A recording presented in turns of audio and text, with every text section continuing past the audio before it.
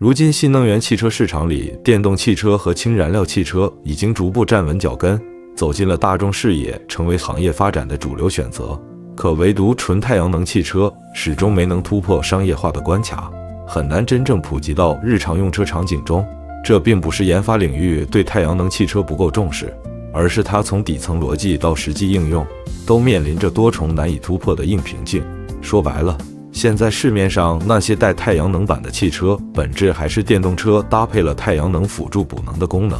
根本离不开充电桩，没法完全靠太阳能独立完成日常出行。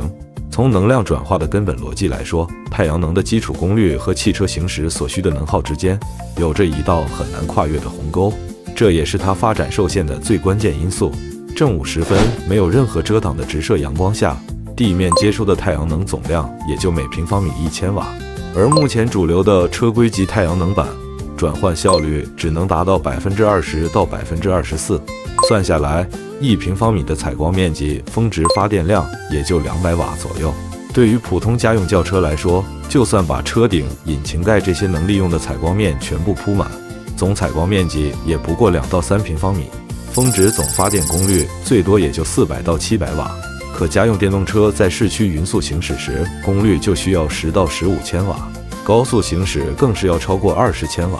这么算下来，太阳能的最大功率连行车耗电的1/30都不到，差距一目了然。从续航角度来看，这种差距更直观。家用电动车100公里电耗大概15度电，就算是夏天全天暴晒8小时的理想状态，太阳能板的总发电量也只有2到4度，只能支撑车辆行驶13到26公里。要是遇到阴天、冬天，或者停车时有树荫、地下车库遮挡，发电量会直接缩水70%到100%，一天下来顶多多跑3到8公里。要是想把70千瓦时的电池从零充满，得连续晴天暴晒1000小时以上，差不多要130天，根本满足不了日常通勤和长途出行的基本需求。光照的不稳定性更是让太阳能汽车的实用性大打折扣。太阳能本身就是靠天吃饭的能源，存在很多不可控的损耗因素。从时间上来说，只有白天正午那4个小时左右能实现高效发电，早晚阳光斜射的时候，发电量会直接暴跌80%，到了晚上更是彻底失效，根本没法给车辆提供持续的动力。从天气情况来看，雾霾、阴雨、下雪这些天气都会让太阳能板几乎发不出电。北方高纬度地区冬天日照时间短，光照强度弱，更是让太阳能的利用效率大幅降低。再看实际使用场景，城市里停车大多会被高楼、树木、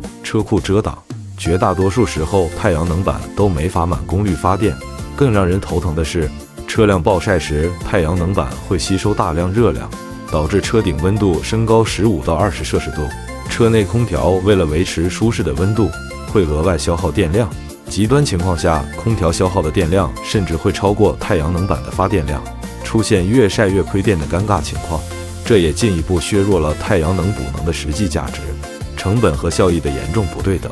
也是太阳能汽车难以走进大众市场的关键阻碍。车规级太阳能板和普通家用光伏板不一样，它必须具备抗震动、抗冰雹、耐高温、可曲面贴合等严苛性能，这就导致它的成本大幅上升。原厂一体化的光伏天窗选装价格普遍在8000到3万块钱之间，对于普通消费者来说，这是一笔不小的开支。从长期使用的效益来看，就算按全年平均每天发电价值1块钱来计算，要收回太阳能板的额外成本，需要60年以上，可家用车的报废周期也就10到15年，投入和回报完全不成正比。虽然砷化镓、钙钛矿等高效太阳能电池的转换效率更高，但这类材料的成本更是翻倍增长，根本不适合民用普及。这也进一步限制了太阳能汽车的商业化落地，整车工程层面的恶性循环和技术瓶颈，也让太阳能汽车的发展陷入了困境。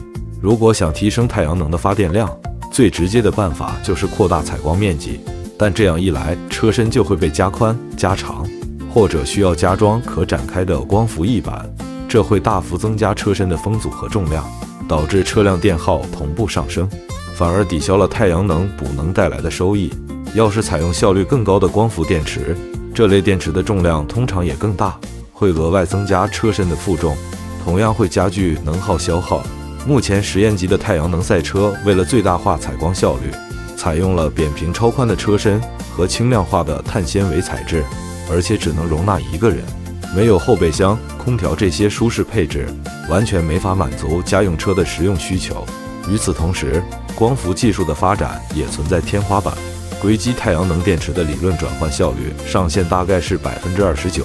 量产产品已经达到了23%左右，提升空间非常有限。钙钛矿电池虽然在实验室里表现出了较高的效率，但它存在寿命短、怕水、怕高温等缺陷，没法通过10年以上的车规耐久测试，暂时还不能大规模装车应用。除此之外，太阳能发的低压直流电需要经过升压、电池充电、电机驱动等多重转换，综合能量损耗大概在30%，最终转化为车轮动力的能量还不到10%，这进一步降低了太阳能的利用效率。而且纯太阳能汽车缺乏应急保障，遇到连续阴雨天就会直接趴窝，没有市电充电兜底，根本没法满足日常出行的可靠性需求。现在市面上所谓的太阳能汽车，说白了都是电动车搭配了太阳能辅助补能系统，不管是比亚迪等品牌的量产车型，还是 Lightyear 这类概念车型，太阳能都只能作为短途通勤、停车保温